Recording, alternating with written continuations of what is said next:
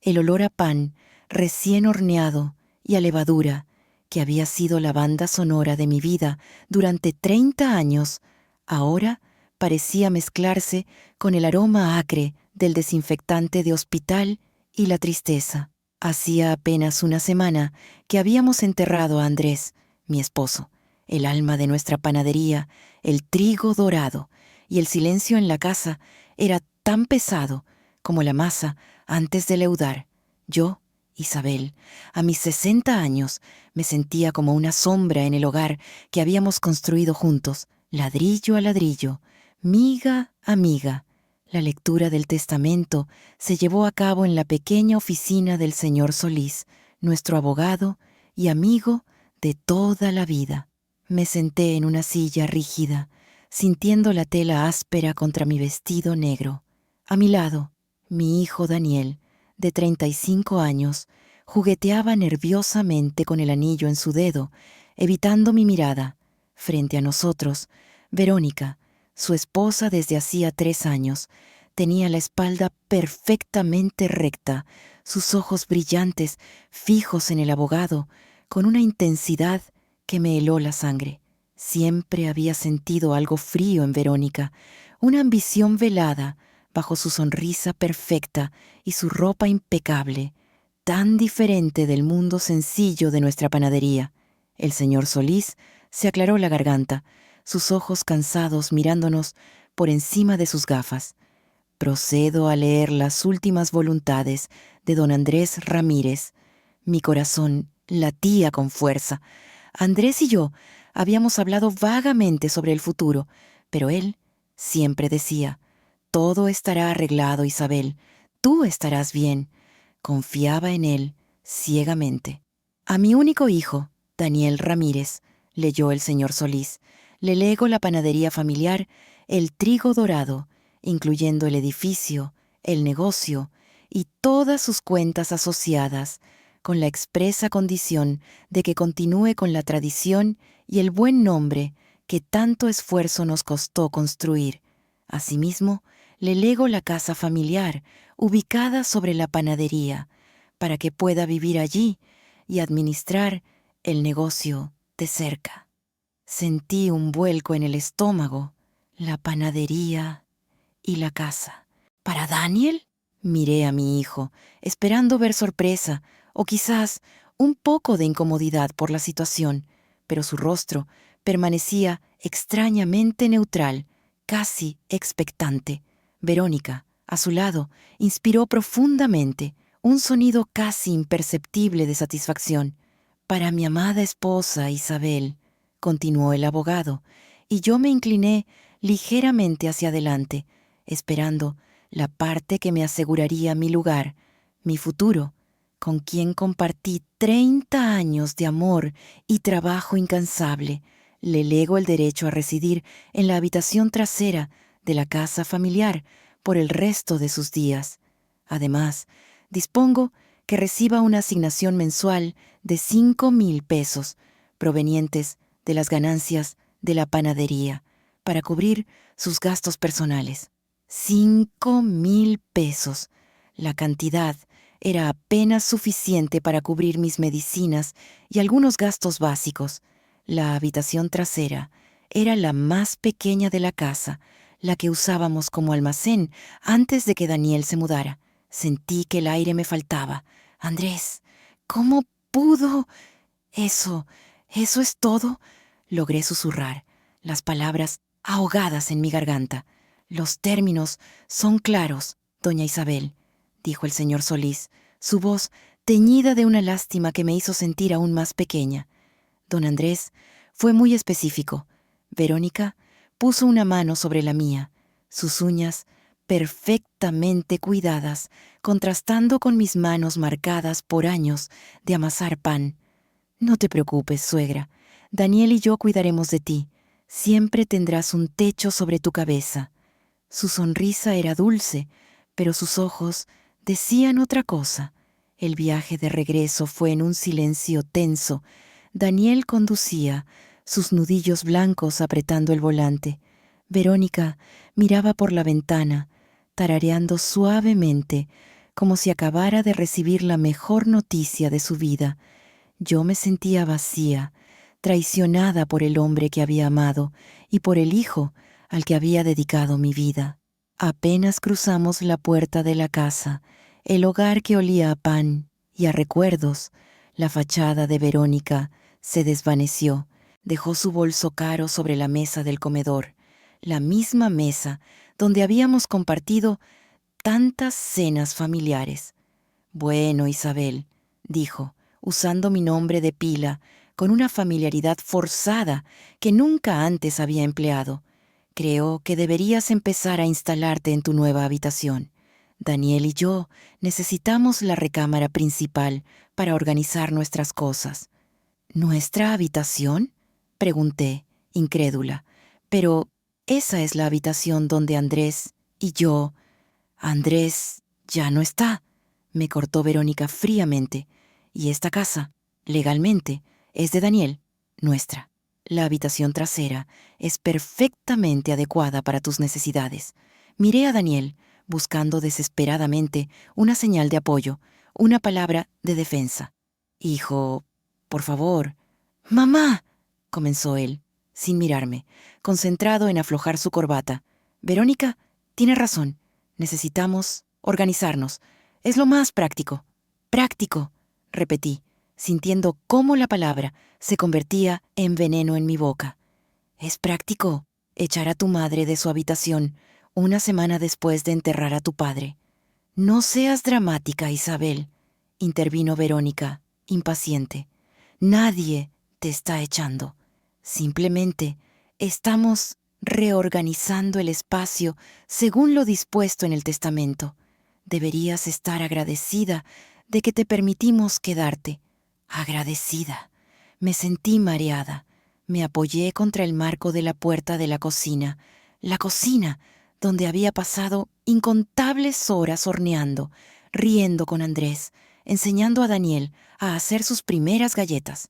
Ahora, de repente, era una invitada en mi propia vida, una inquilina dependiente de la generosidad de mi nuera. Daniel necesita descansar, continuó Verónica, tomando a mi hijo del brazo y guiándolo hacia las escaleras. Ha sido una semana muy dura para él. ¿Por qué no empiezas a llevar tus cosas a tu cuarto? Te dejaremos sola para que te acomodes. Los vi subir las escaleras, sus pasos resonando en el silencio de la casa. Me quedé sola en el recibidor, rodeada por los fantasmas de una vida que ya no me pertenecía. Caminé lentamente hacia la habitación trasera. Era pequeña, apenas cabía una cama individual y una cómoda vieja. Olía a polvo y a encierro. La única ventana daba a un callejón estrecho. Este era mi nuevo hogar, mi herencia, una habitación de sirvienta y 5,000 pesos al mes. Mientras miraba las paredes desnudas, las palabras de Andrés resonaron en mi mente. Todo estará arreglado, Isabel. Tú estarás bien. ¿Se había equivocado? ¿O había algo más? Algo que yo no estaba viendo. En ese momento, en la penumbra de mi nueva realidad, no tenía respuestas, solo un dolor profundo y la sensación ominosa de que esto era solo el principio. Los primeros días en la habitación trasera fueron una lección de humildad forzada. El espacio era tan reducido que apenas podía moverme entre la cama y la cómoda. Mis pocas pertenencias personales parecían abarrotar el cuarto, recordándome constantemente lo mucho que había perdido. Cada mañana me levantaba con el primer rayo de sol que se filtraba por la sucia ventana del callejón, el olor a humedad, mezclado con el distante aroma del pan que comenzaba a hornearse en la planta baja. Ese olor, que antes era mi consuelo, ahora se sentía como una burla. Verónica no perdió tiempo en establecer su dominio. A los 3 días ya había comenzado a redecorar la casa principal.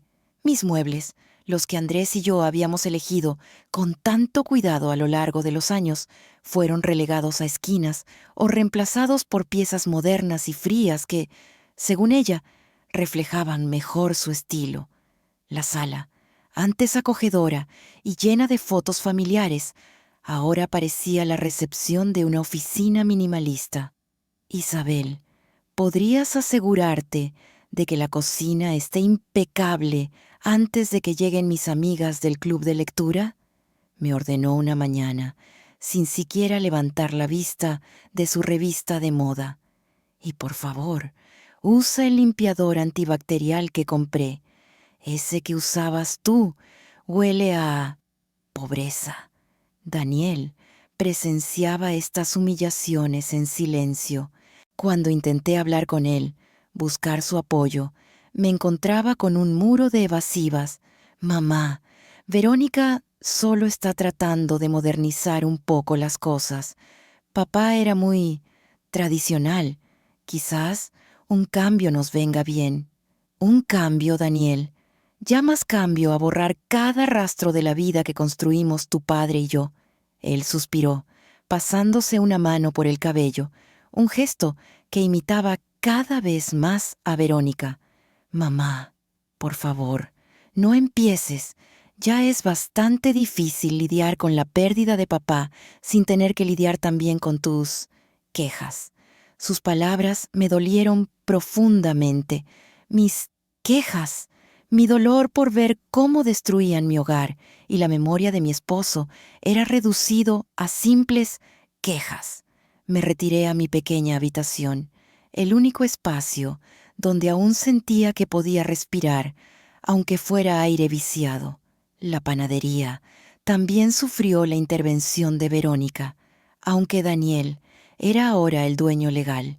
Era evidente que ella tomaba todas las decisiones importantes. Despidió a don Mateo, el panadero que había trabajado con Andrés durante 20 años, alegando que era demasiado viejo y lento. Lo reemplazó con un joven chef pastelero que hacía croissants de aspecto elegante, pero sin alma, y cupcakes decorados que costaban una fortuna, pero sabían a cartón. Hay que atraer a una clientela más sofisticada, Isabel, me explicó Verónica una tarde, mientras yo observaba con tristeza cómo quitaban el viejo letrero de madera de El trigo dorado. La gente ya no quiere pan rústico, quieren experiencias. Vamos a convertir esto en una boutique de pan. Daniel asentía a su lado, sus ojos brillando con una ambición que no le había visto antes. No es genial, mamá. Verónica tiene una visión increíble para los negocios. Mi corazón se encogió. La visión de Andrés había sido alimentar a la comunidad, ofrecer pan de calidad a precios justos. La visión de Verónica era ganar dinero rápido, sin importar la tradición o el legado. Empecé a pasar más tiempo en la panadería, no porque me lo pidieran, sino porque necesitaba sentirme cerca de Andrés, de su espíritu. Me ofrecía a barrer el suelo, a organizar las bolsas de harina, a limpiar las bandejas. Al principio, Verónica me miraba con sospecha, pero luego pareció disfrutar de tenerme allí, trabajando como una empleada más, una demostración viviente de su poder. Fue durante una de esas tardes, mientras limpiaba el viejo mostrador de madera que Andrés había construido con sus propias manos, que noté algo. Debajo de una capa de polvo, en una esquina casi oculta, había una pequeña marca tallada, un símbolo que no recordaba haber visto antes. Era una espiga de trigo estilizada, entrelazada con una llave. Era el mismo símbolo que Andrés solía dibujar en sus cuadernos de notas cuando planeaba algo importante. Mi pulso se aceleró. ¿Qué significaba? ¿Era solo un adorno olvidado o era algo más? Recordé de nuevo las palabras de Andrés.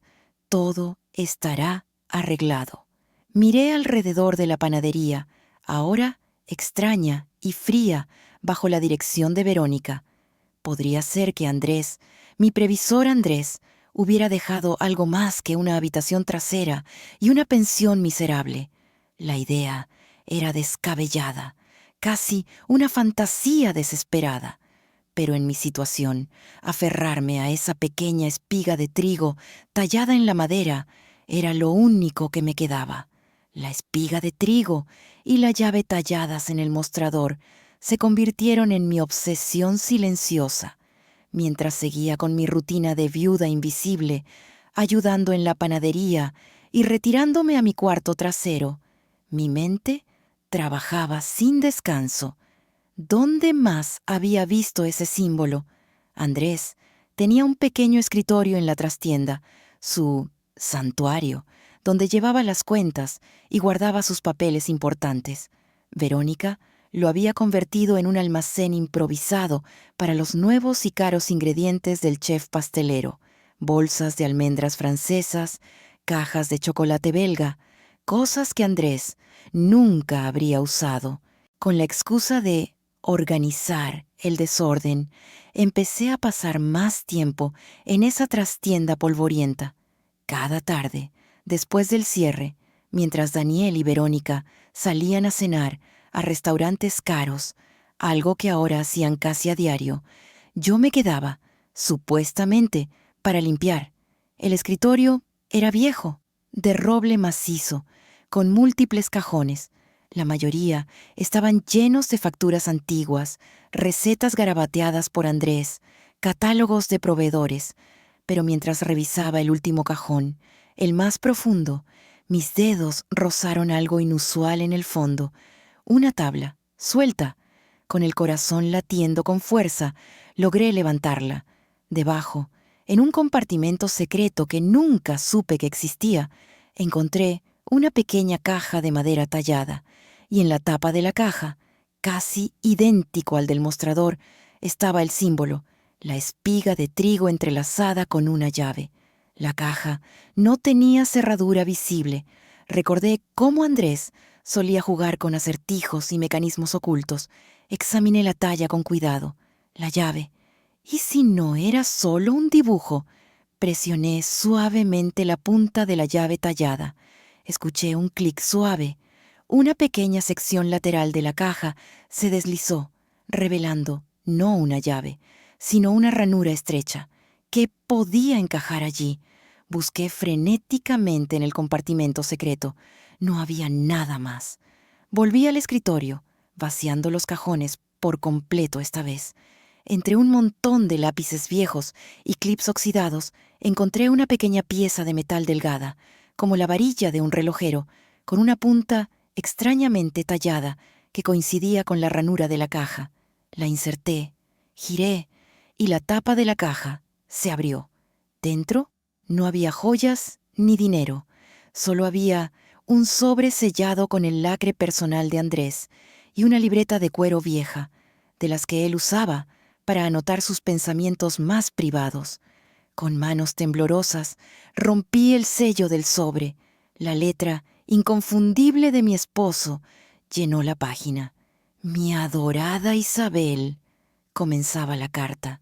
Si estás leyendo esto, significa que el destino ha seguido el curso que temía, pero también que tú has demostrado la inteligencia y la perseverancia que siempre admiré en ti.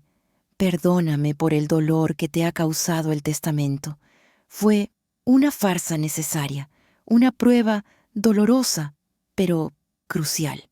Sabía, desde que Verónica entró en nuestras vidas, que su ambición no tenía límites y que nuestro Daniel, cegado por el amor o quizás por la comodidad, no vería el peligro. Si te hubiera dejado todo a ti directamente, Verónica habría encontrado la manera de manipular a Daniel para arrebatártelo, o peor aún, te habría hecho la vida imposible hasta conseguirlo. Y si no les dejaba la panadería, habrían impugnado el testamento, alegando mi senilidad. Esta fue la única manera, Isabel. La panadería y la casa eran la carnada, una prueba para ver si Daniel recordaría mis valores, si honraría nuestro legado, o si sucumbiría a la codicia de su esposa.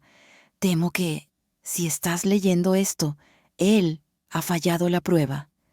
Pero no temas, mi amor, nuestro verdadero patrimonio, el fruto de nuestro trabajo silencioso durante décadas, está a salvo.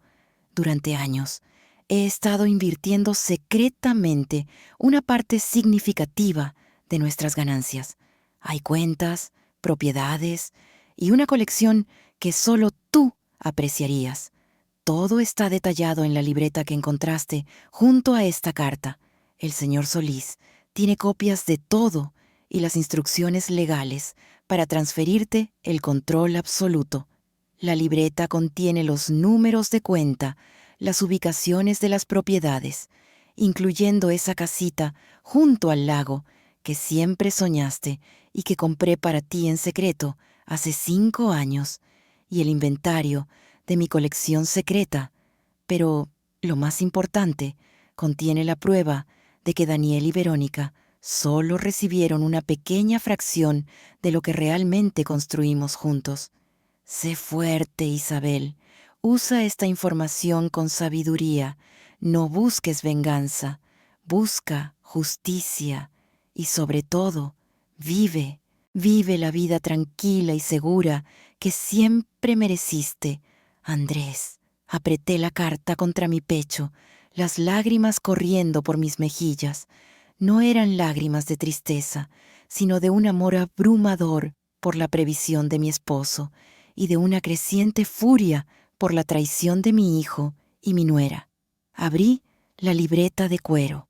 Estaba llena de anotaciones detalladas, números de cuentas en bancos suizos, escrituras de propiedades que yo ni siquiera sabía que existían, y un inventario sorprendente de monedas antiguas y sellos raros, la colección secreta de Andrés, valorada, según sus notas, en varios millones. El total de los activos ocultos superaba los 15 millones de dólares. 15 millones. Mientras yo vivía en una habitación trasera y comía las sobras, mientras Verónica gastaba el dinero de la panadería en lujos, yo era, sin saberlo, una mujer inmensamente rica. Cerré la libreta y la caja. Las volví a esconder cuidadosamente en el compartimento secreto del escritorio. Sabía que no podía revelar nada todavía. Necesitaba hablar con el señor Solís. Necesitaba entender completamente mi posición legal. Y necesitaba un plan. La espiga y la llave ya no eran solo un símbolo, eran mi escudo y mi espada. La guerra silenciosa acababa de encontrar a su general. A la mañana siguiente, con la libreta de Andrés y su carta escondidas bajo mi colchón, llamé al señor Solís desde el teléfono público de la esquina. Usar el teléfono de la casa era demasiado arriesgado.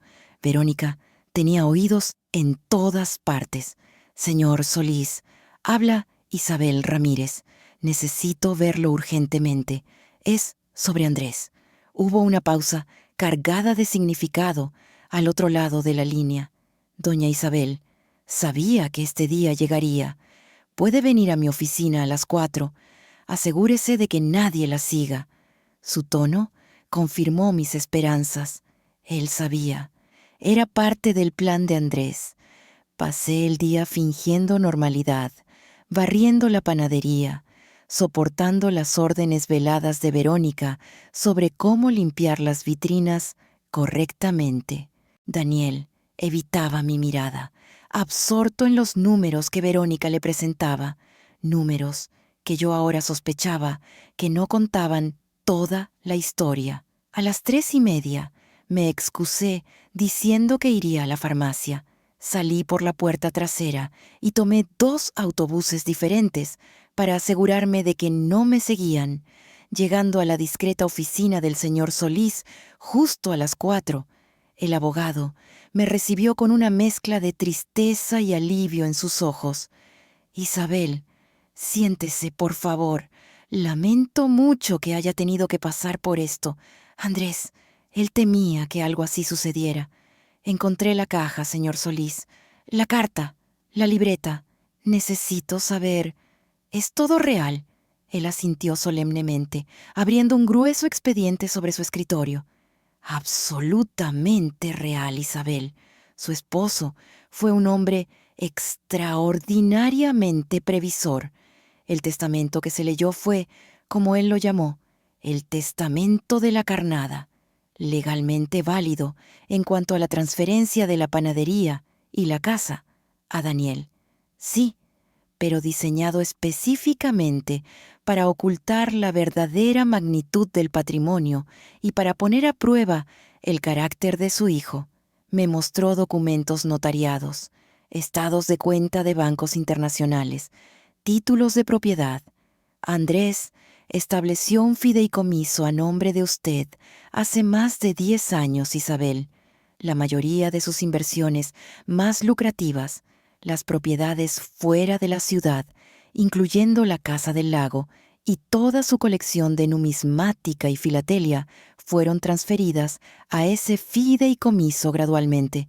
Legalmente, usted ha sido la dueña de la mayor parte del patrimonio durante años, sin siquiera saberlo. El testamento leído solo dispuso de los bienes que, no, estaban en el fideicomiso. Entonces, la panadería y la casa son realmente de Daniel.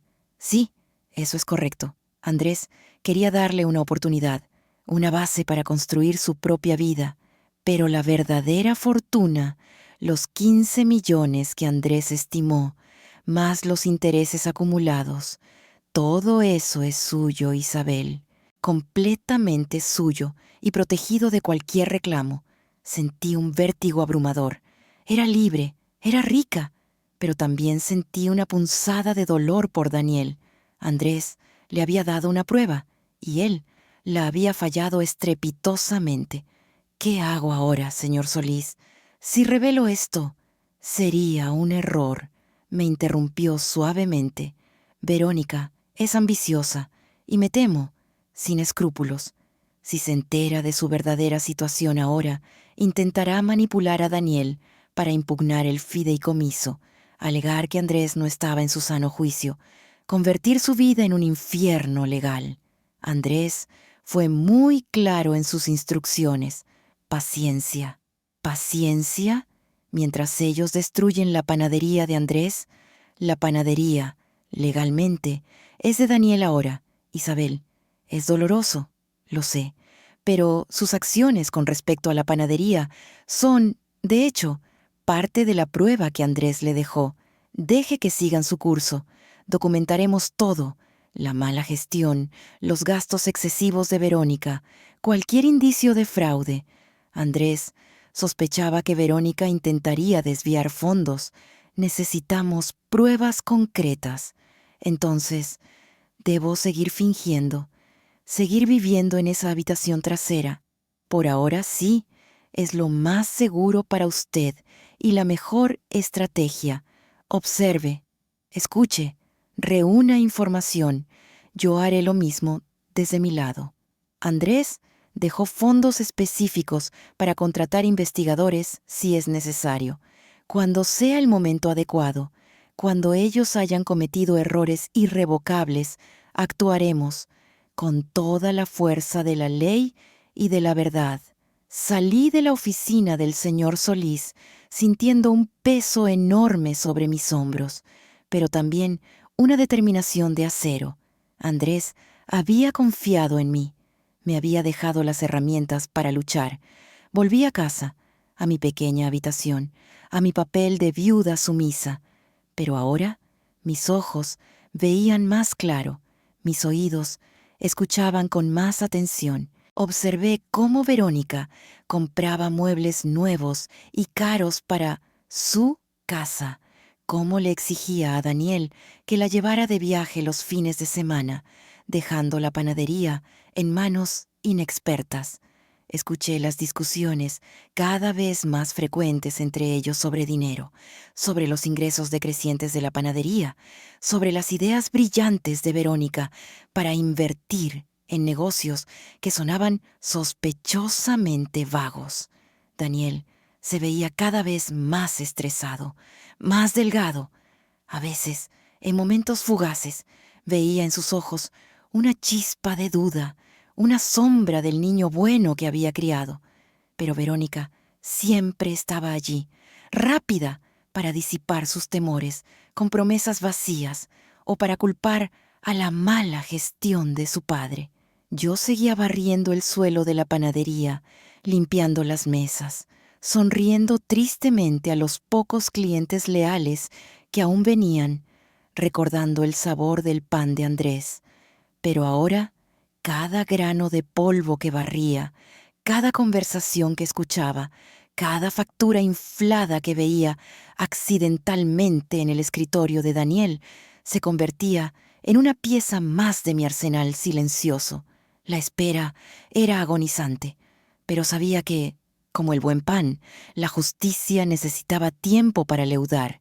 Pasaron 6 meses, 6 meses en los que observé, con una mezcla de dolor y fría determinación, cómo la panadería que Andrés y yo habíamos construido con tanto amor se desmoronaba bajo la gestión de Verónica y la pasividad de Daniel. El trigo dorado ya no olía a tradición, sino a desesperación y a los perfumes caros de mi nuera. Verónica había completado su transformación de la panadería en una boutique. Los precios se triplicaron, ahuyentando a la clientela de toda la vida. Los estantes, antes repletos de hogazas rústicas y bollería tradicional, ahora mostraban escasos pasteles de diseño intrincado que pocos podían permitirse. El joven chef pastelero, aunque talentoso, carecía de la pasión de don Mateo, y los costos de sus ingredientes importados eran exorbitantes. Los reportes que recibía discretamente del señor Solís confirmaban lo que yo veía a diario.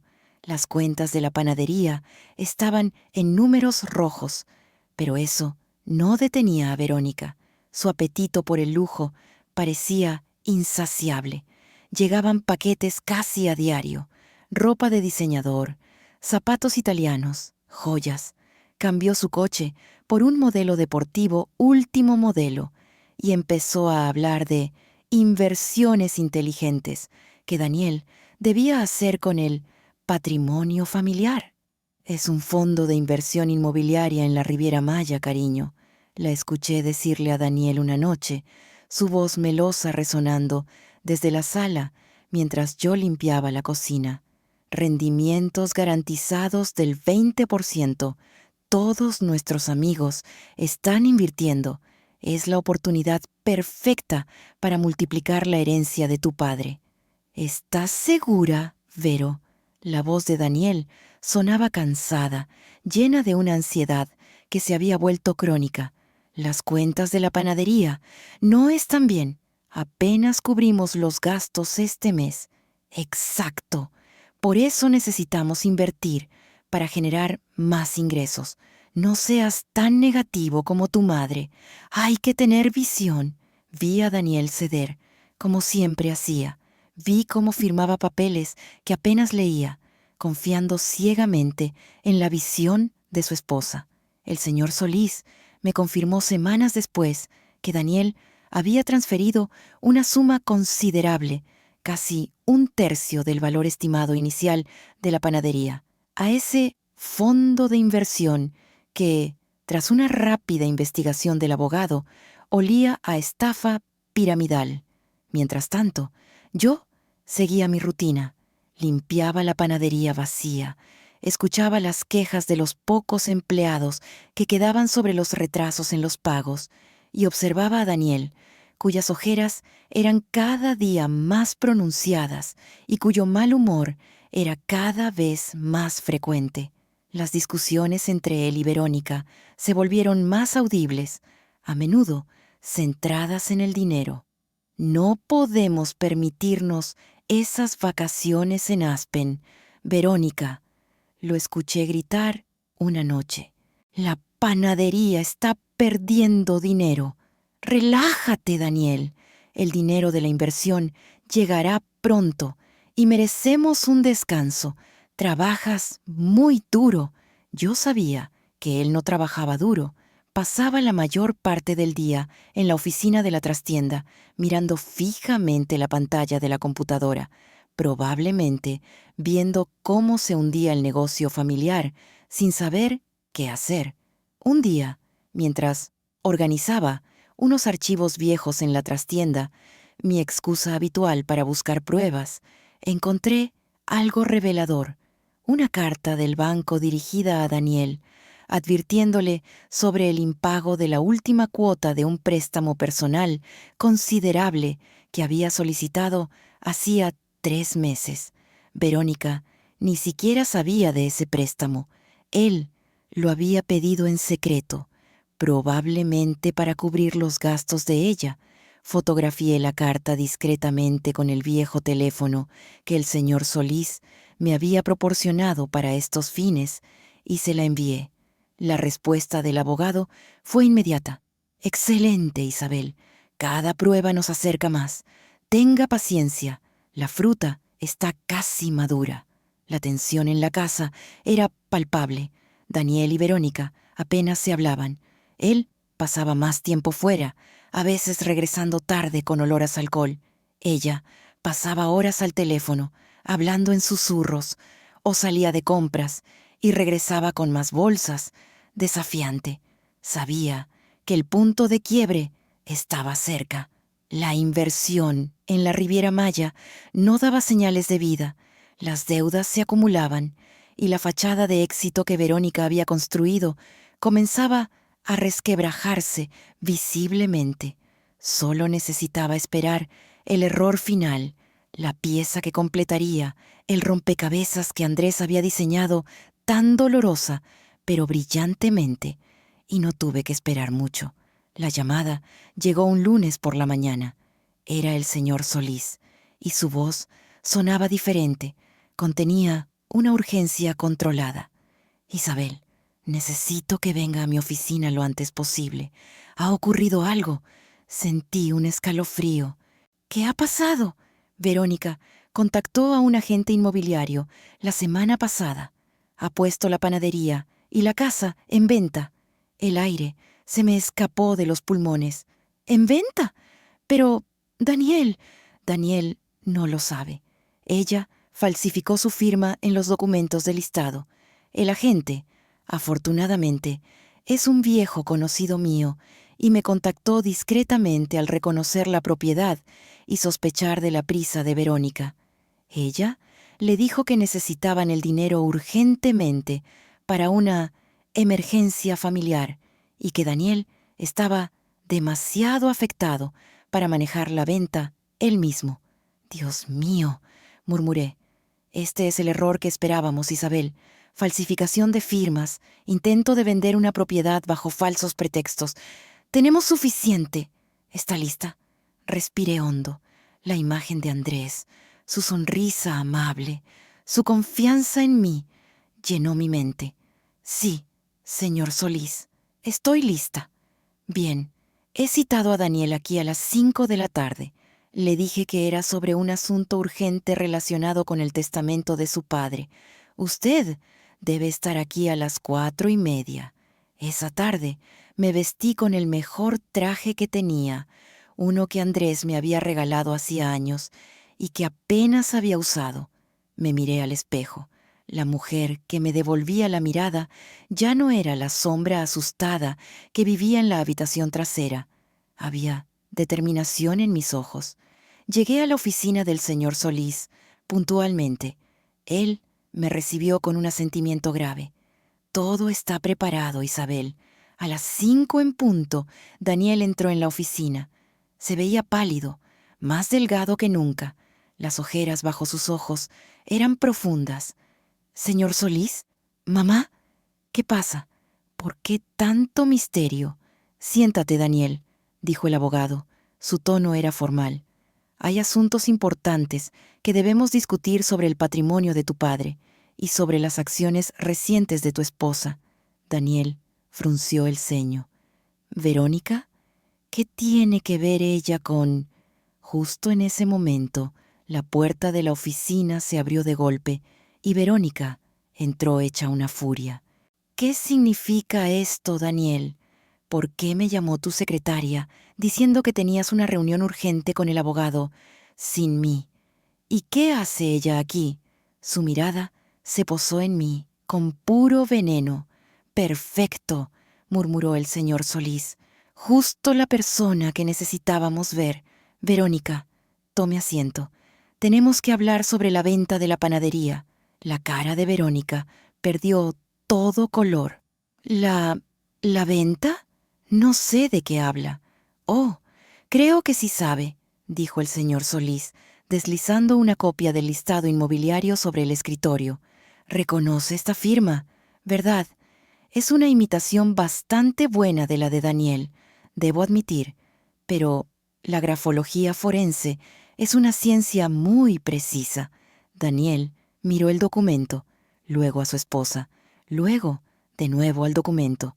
«Verónica, ¿qué es esto? Yo no firmé nada para vender la panadería». «Daniel, cariño, es un malentendido», tartamudeó Verónica, su compostura finalmente rota. Yo solo estaba explorando opciones, por si acaso. «Explorando opciones falsificando mi firma», gritó Daniel, poniéndose de pie.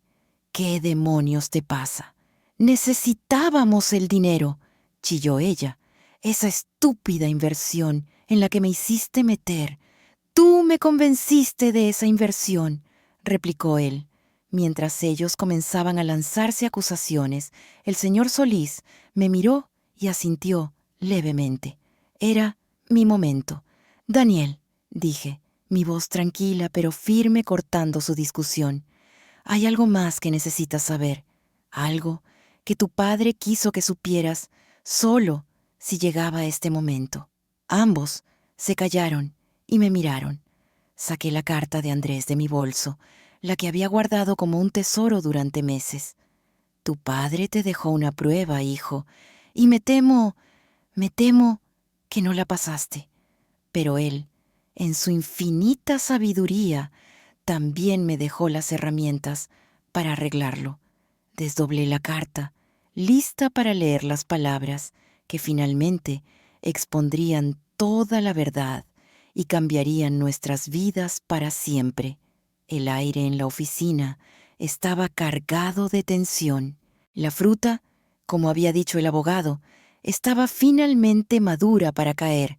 Leí en voz alta los párrafos clave de la carta de Andrés, mi voz temblando ligeramente al principio, pero ganando fuerza con cada palabra.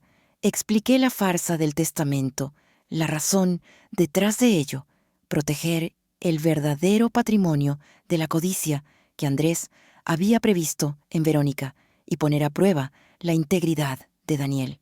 La panadería y esta casa eran tu oportunidad, Daniel, de demostrar que valorabas nuestro legado por encima del dinero fácil.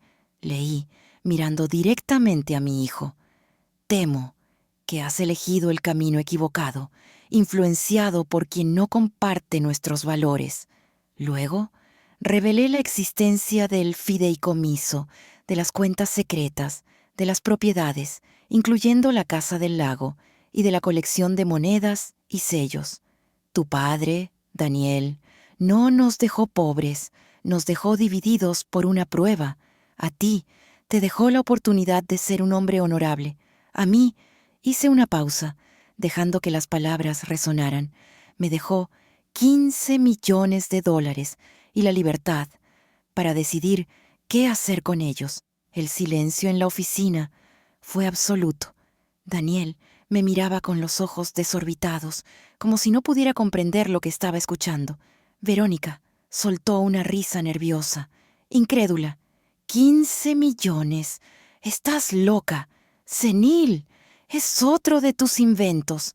«No es ningún invento, señora Ramírez», intervino el señor Solís con calma, colocando sobre el escritorio una pila de documentos, estados de cuenta bancarios suizos, títulos de propiedad a mi nombre, valoraciones oficiales de la colección de Andrés. Todo está aquí, legal, notariado e irrefutable. Doña Isabel es, y ha sido durante años, una mujer muy rica. Mientras Verónica miraba los documentos con creciente horror, el señor Solís se dirigió a Daniel. Y mientras tu madre poseía esta fortuna, Daniel, tú y tu esposa no solo han llevado la panadería familiar casi a la bancarrota, añadió, copias de los balances negativos, la carta del banco sobre el préstamo impago de Daniel, sino que tu esposa intentó vender fraudulentamente la propiedad falsificando tu firma. Tenemos la declaración jurada del agente inmobiliario y el análisis grafológico. Daniel se desplomó en su silla, cubriéndose la cara con las manos. No, no puede ser. Verónica, todo era mentira. Claro que no, gritó Verónica, poniéndose de pie de un salto, sus ojos lanzando chispas. Es ella, tu madre. Lo planeó todo para quedarse con el dinero. Siempre ha estado celosa de mí. ¿Celosa de qué, Verónica?, pregunté, levantándome también, sintiéndome por primera vez más alta que ella. ¿De tu avaricia? ¿De tu falta de escrúpulos? ¿De cómo manipulaste a mi hijo hasta convertirlo en un títere? Tú no sabes nada. Daniel me ama. Íbamos a tener una vida increíble con nuestro dinero. Nuestro dinero. Daniel levantó la cabeza. Su rostro era una máscara de dolor y furia. El dinero por el que casi vendes la panadería de mi padre a mis espaldas. El dinero por el que humillaste a mi madre. No hay nuestro dinero, Verónica. Solo hay tus mentiras. Pero tú estabas de acuerdo, chilló ella. Tú dejaste que pasara. Tú también querías el dinero fácil. Sí, admitió Daniel, su voz rota. Sí, lo quería. Fui débil, fui ciego, pero se acabó. Vete. ¿Qué? No puedes echarme. Soy tu esposa. Ya no, dijo Daniel, con una finalidad terrible. Vete de mi vida. Vete de la casa de mi madre. Verónica nos miró a los tres, a Daniel derrotado, al señor Solís impasible, a mí erguida. Supo que había perdido. Su rostro se contorsionó en una mueca de odio puro. Bien, me iré, pero se arrepentirán, ambos. Se quedarán solos y miserables en su estúpida y anticuada panadería. Agarró su bolso de diseñador y salió de la oficina, dando un portazo que hizo temblar los cristales. Nos quedamos en silencio. Daniel seguía sentado, inmóvil, mirando al vacío. El señor Solís recogía los documentos con calma. Yo respiré hondo, sintiendo cómo un peso enorme se levantaba de mis hombros. «Mamá», susurró Daniel finalmente, sin levantar la vista. Lo siento tanto. Fallé a papá. Te fallé a ti». Me acerqué a él, pero no lo abracé. Puse una mano en su hombro. «Sí, Daniel, fallaste. Tomaste decisiones terribles, pero ahora tienes otra opción. Puedes seguir hundiéndote en la autocompasión o puedes intentar arreglar el desastre que creaste. La panadería de tu padre, lo poco que queda de ella, sigue siendo tuya. ¿Qué vas a hacer?». Levantó la vista, sus ojos llenos de lágrimas, pero también de una nueva y frágil determinación. «Voy a intentar salvarla, mamá. Si tú me dejas intentarlo». «Es tuya, Daniel», dije. «Tu responsabilidad. Ya no puedo arreglar tus problemas por ti». 6 meses después, me senté en la terraza de mi nueva casa, junto al lago, la que Andrés había comprado en secreto para mí. El sol se reflejaba en el agua tranquila. Había vendido la vieja casa familiar y le había dado a Daniel una pequeña parte del dinero, no como un regalo, sino como un préstamo inicial para intentar reflotar la panadería, bajo estrictas condiciones supervisadas por el señor Solís. Él trabajaba día y noche. Había vuelto a contratar a don Mateo. Había recuperado algunas de las recetas de Andrés. Era un camino largo y difícil, y no sabía si lo lograría.